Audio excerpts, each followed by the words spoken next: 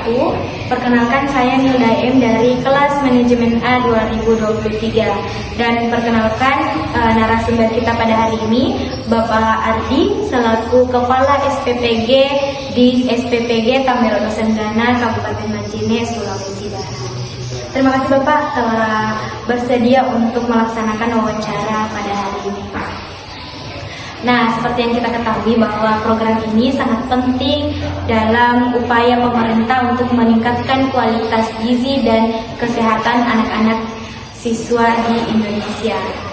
Nah, melalui program ini juga kita berharap wawancara ini kami berharap dapat memahami bagaimana program ini berjalan. Langsung saja kami akan menanyakan beberapa pertanyaan untuk Bapak dan mohon dijawab dengan sejujurnya. Nah, pertanyaan pertama itu, bagaimana awal mula penyelenggara SPPG terlibat menjadi juru masak dalam program MBG, dan bagaimana persiapan Bapak sebelum memasak dan untuk program ini?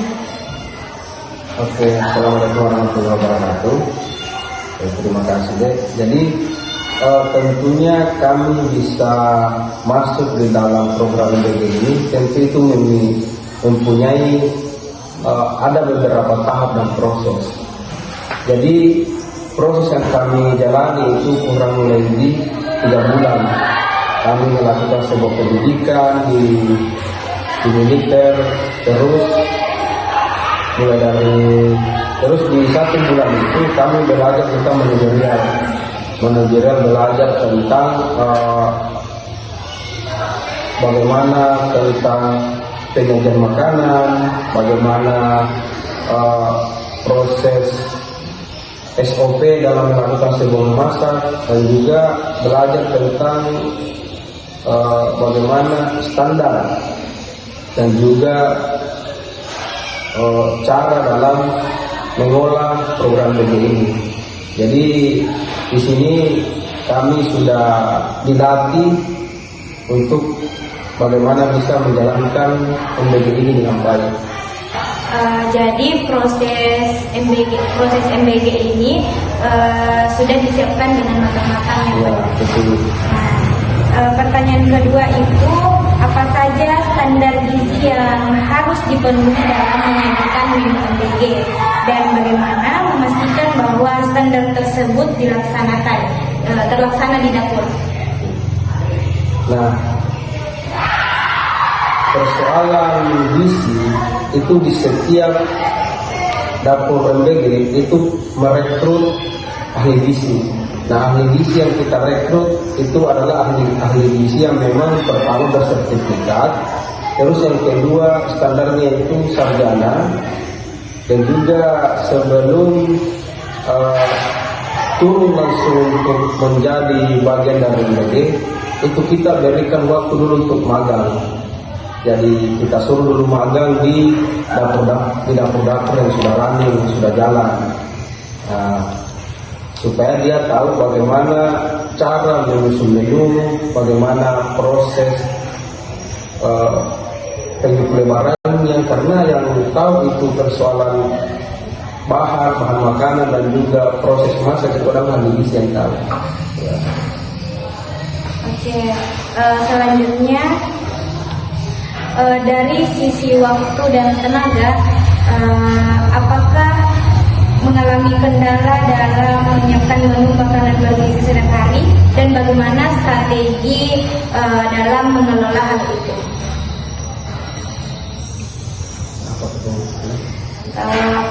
Dari sisi waktu dan tenaga, apakah ada yang mengalami kendala dalam menyiapkan menu makanan bergizi setiap hari, dan bagaimana strategi dalam mengelola hal ini? Oke. Tentu di setiap program itu bukan cuma di MBG, pasti di semua itu pasti memiliki kendala-kendala.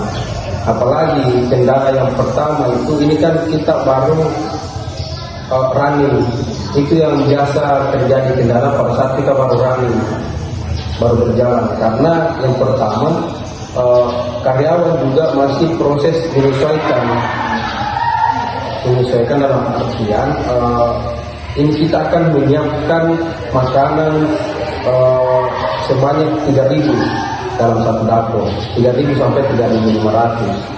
Nah tentu karyawan dan juga juru masak pasti di situ akan kewalahan juga, karena barusan mendapatkan pekerjaan seperti ini. Apalagi kita dibatasi oleh waktu, karena di awal di jam 1 itu kita sudah mulai memasak, jam 1 terus jam 4 kita sudah mulai packing. Di jam 8 kita sudah mulai distribusi untuk ke anak-anak TK, SD, SMP sampai SMA. Jadi kita dibatasi waktu sampai jam 12, semua harus sudah terdistribusi. Nah di situ yang biasa terjadi kendala. Kendalanya itu adalah ya terlambat dalam pengantaran. Terkadang biasa begitu. Jadi strategi dalam menghadapi kendala itu. Jadi strateginya itu kita lebih masifkan waktunya. Harus kita kan di awal itu kita masih tahap penyesuaian. Jadi kita belum bisa menebak waktu ini yang pas untuk pengantaran ini, waktu ini yang pas untuk pengantaran ini. Jadi kita bermain di waktu dan juga kebiasaan karyawan untuk bagaimana bisa mengakomodir waktu yang tepat. Baik, pertanyaan selanjutnya itu, pernahkah penyelenggara MBG ini merasa kesulitan menyediakan variasi menu yang disukai anak-anak sekaligus memenuhi kebutuhan gizi mereka, dan bagaimana mengatasinya? Tentu memberi manfaat kepada anak-anak itu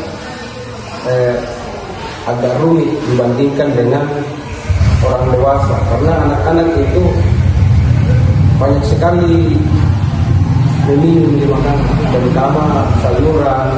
Karena kan ini program adalah program makan bergizi gratis, bukan makan untuk kenyang, tapi makan bergizi gratis. Jadi tentu ahli gizi di setiap dapur itu pasti membuat resep atau menu makan bergizi gratis itu semenarik mungkin. Bagaimana bisa anak-anak untuk menarik untuk ingin menikmatinya. Jadi di situ solusi yang diberikan kepada. Nah terkadang juga kami mendapatkan banyak request dari anak-anak, mulai dari mau makan mie, mau yang pedis, dan itu kan di luar dari makanan sehat. Nah itu banyak biasa request seperti itu. Pertanyaan terakhir nih, ini pertanyaan yang sering ada di berita-berita. Pertanyaannya itu, apakah pernah mengalami kejadian keracunan makanan di program MBG? Jika iya, bisa diceritakan kronologinya. Jadi alhamdulillah selama kami jalan, kami belum mendapatkan kasus seperti itu. Karena memang betul-betul kami hati-hati dalam melakukan sebuah pengolahan makanan. Jadi sejauh ini kami belum mendapatkan masalah-masalah seperti itu. Terima kasih Pak. Mungkin itulah tadi wawancara singkat yang kami laksanakan dengan harapan kita semua bisa memahami bagaimana proses awal sampai akhir tentang makan bergizi gratis ini. Dan harapan kami semoga program ini berjalan dengan lancar demi generasi yang sehat menuju Indonesia yang emas. Baik, terima kasih atas waktunya Pak. Saya pamit undur diri. Wassalamualaikum warahmatullahi wabarakatuh.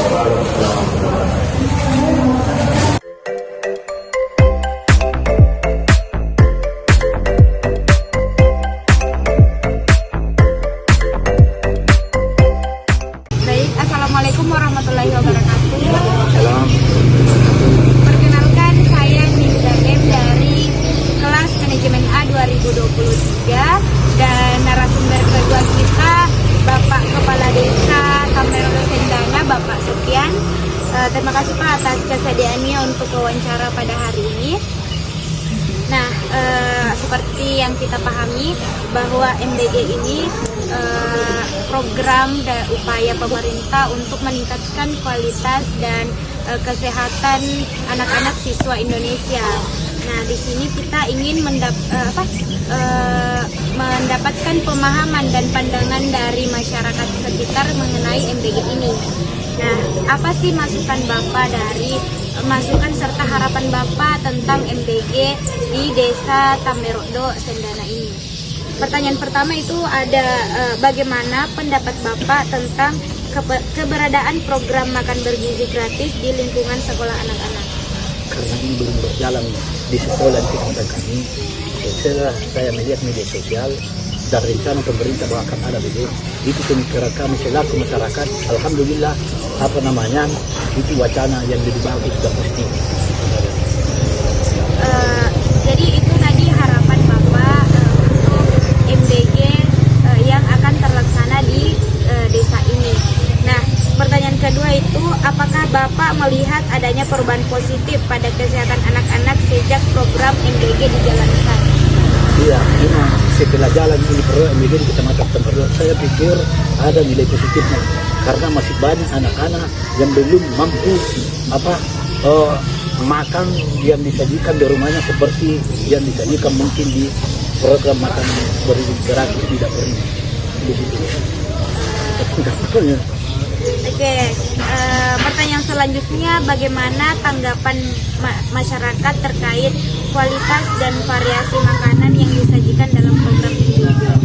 Kalau kita melihat di media sosial karena belum ada di sini jalan, tanggapan masyarakat jadi media sosial itu sebaiknya itu memang harus ada bervariasi, harus ini telur besok lagi, dan kalau perlu jadi anak-anak perlu diberikan nasi goreng atau nasi goreng lah, jangan terus menerus nasi putih.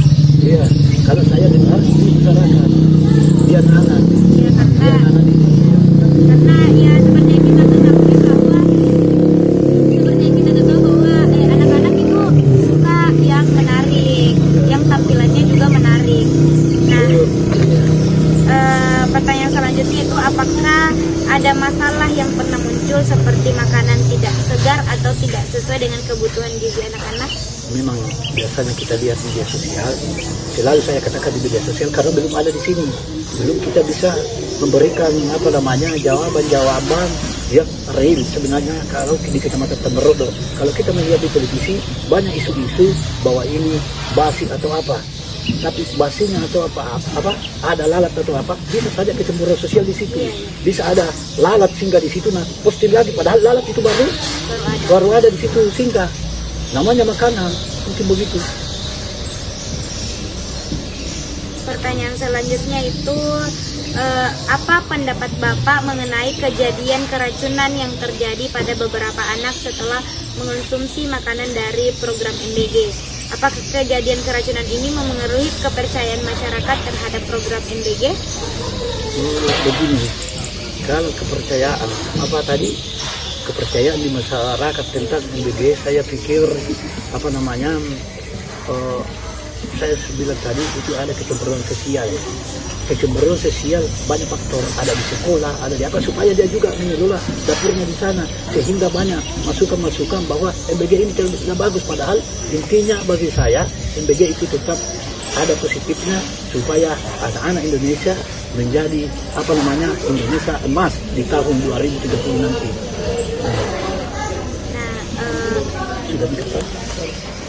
Masih ada pertanyaan terakhir, Pak. Nah, pertanyaan terakhir ini, apakah edukasi gizi yang disampaikan melalui program MBG sudah cukup untuk meningkatkan kesadaran keluarga mengenai pola makan sehat? Ya, memang seharusnya ada edukasi dari petugas kesehatan, terutama dari gizi. Karena kenapa sebelum peluncuran memang harus ada edukasi, terutama kepada pihak pekerja yang ada di dapur. Ya, mudah-mudahan sebelum jalan semuanya MBG harus memang ada edukasi supaya menu itu dapat seimbang di masakannya, mungkin begitu. Itulah tadi wawancara singkat yang kami laksanakan dengan harapan kita semua bisa memahami bagaimana proses awal sampai akhir tentang makan bergizi dan bagaimana tanggapan masyarakat tentang MBG ini, terutama terkhusus kepada Bapak Kepala Desa Kameroto Sendana.